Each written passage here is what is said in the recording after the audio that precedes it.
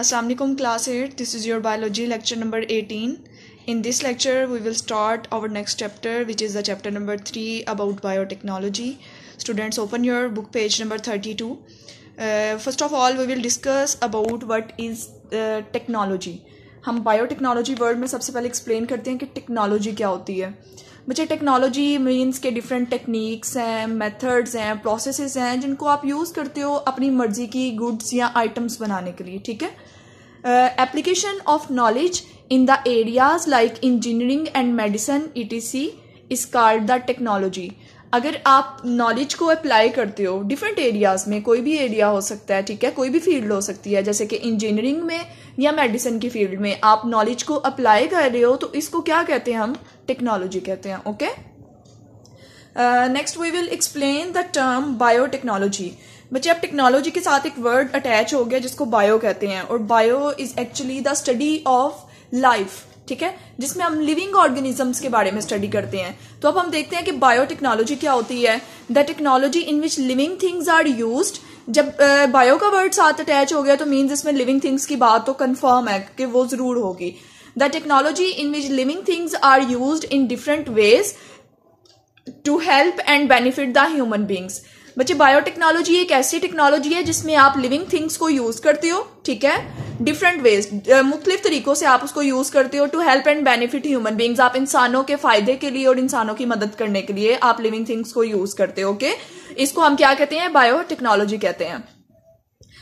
Next term हम देखते हैं कि micro organisms are actually used in making this. ये सारी आइटम्स जो मैंने लिखी हैं ये माइक्रो ऑर्गेनिज्म से बनती हैं, और माइक्रो ऑर्गेनिजम्स भी एक्चुअली लिविंग ऑर्गेनिजम्स हैं. ठीक है, अब हम देखते हैं कि माइक्रो ऑर्गेनिजम्स हमारे लिए कैसे बेनिफिशियल हैं, ये हमें क्या फायदे पहुंचा रहे हैं. तो micro means small and organisms mean any organism और इंडिविजुअल. छोटे छोटे ऑर्गेनिजम्स को क्या कहते हैं? Micro organisms. Micro organisms are useful in making bread. ये हमें ब्रेड बना के देते हैं, योगर्ट, दही वगैरह बना के देते हैं, चीज, विनेगर एंड सेवरल मेडिसिन्स. तो ये जितने प्रोडक्ट्स आप डेली लाइफ में यूज करते हो ये हमें बना के कौन दे रहा है? Micro organisms. बच्चे, कुछ माइक्रो ऑर्गेनिजम्स हार्मफुल होते हैं और कुछ माइक्रो ऑर्गेनिज्म हेल्पफुल होते हैं. जो हेल्पफुल माइक्रो ऑर्गेनिजम्स हैं वो हमें डिफरेंट प्रोडक्ट्स बना के देते हैं जो हमारी डेली लाइफ में हम उनको यूज करते हैं. ठीक है. Next is fermentation, tissue culture and genetic engineering. ये तीनों क्या चीजें हैं? ये डिफरेंट टेक्निक्स हैं. ठीक है, ये डिफरेंट टेक्निक्स हैं जो कि माइक्रो ऑर्गेनिजम्स को यूज किया जाता है इन टेक्निक्स में डिफरेंट प्रोडक्ट्स बनाने के लिए. ओके, अब ये कुछ टेक्निक्स हैं जो हम इस चैप्टर में डिस्कस करेंगे. फर्मेंटेशन क्या होता है, टिश्यू कल्चर टेक्निक क्या है, और जेनेटिक इंजीनियरिंग क्या है. ये पूरे चैप्टर में हम इनको एक्सप्लेन करके पढ़ेंगे. ये डिफरेंट टेक्निक्स हैं जो कि जिनमें हम माइक्रो ऑर्गेनिजम्स को यूज करते हैं for what? For the production of industrial products. Different industrial products बनाने के लिए. इंडस्ट्रियल प्रोडक्ट्स में डिफरेंट रॉ मटेरियल्स आ जाते हैं. इंडस्ट्रियल प्रोडक्ट्स में कॉटन, प्लांट से आने वाली चीजें, डिफरेंट मशीनरीज, ये सारी चीजें आ जाती हैं. ठीक है, और रिसर्च वर्क के लिए भी आप माइक्रो ऑर्गेनिजम्स को यूज करते हो. ठीक है. अब रिसर्च वर्क मतलब कि रिसर्च का बच्चे ये वर्ड है री का मतलब होता है दोबारा से. सर्च का मतलब होता है टू फाइंड समथिंग, किसी चीज को तलाश करना, किसी चीज को फाइंड आउट करना किसी चीज के बारे में. तो रिसर्च क्या होता है? पास्ट वर्क को दोबारा से आपने इलेबोरेट करके एक्सप्लेन करके देखना चाहते हो कि ये है क्या चीज है, तो आप रिसर्च करने के लिए भी माइक्रो ऑर्गेनिजम्स को यूज कर सकते हो. ठीक है. Next is the relationship between chromosomes, DNA and genes. तो ये हम प्रीवियस चैप्टर में इसको हम एक्सप्लेन करके पढ़ चुके हैं. उससे पहले आपको ये टर्म्स क्लियर होनी चाहिए बायोटेक्नोलॉजी में कि व्हाट इज टेक्नोलॉजी, टेक्नोलॉजी क्या होती है. हमने अभी बात की कि आप नॉलेज को अप्लाई करते हो डिफरेंट एरियाज में, इंजीनियरिंग में, मेडिसिन में, इसको टेक्नोलॉजी कहते हैं.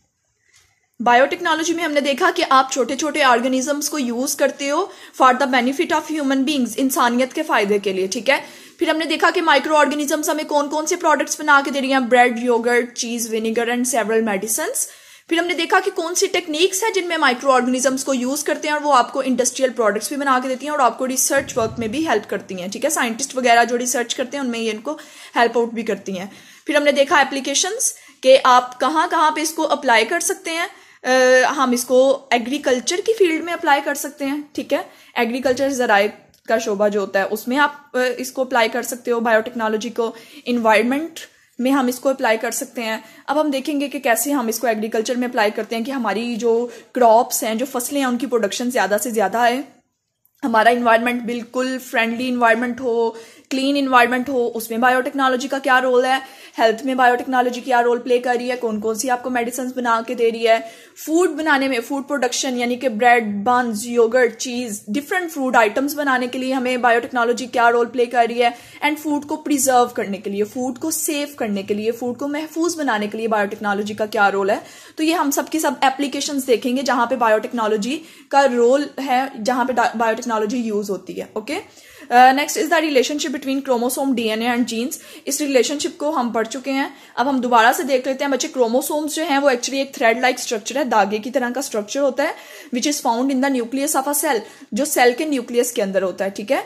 And chromosomes are actually made up of DNA and proteins, and this is the structure of chromosome.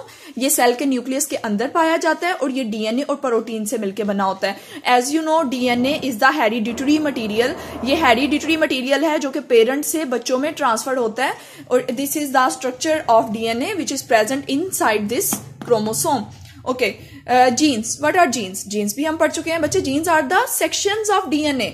अगर आप इतना सा सेक्शन देखते हो डीएनए का, तो इसमें क्या है? जीन्स प्रेजेंट है which are located on the chromosomes. आपको क्लियर हो जाना चाहिए कि जीन्स डीएनए के सेक्शंस को कहते हैं और ये क्रोमोसोम्स के ऊपर होती हैं। ओके, एंड ह्यूमन सेल, ये बहुत सरप्राइजिंग एक फैक्ट है, आपको पता होना चाहिए कि हमारी बॉडी के सेल में there are more than 1000 genes on a single chromosome.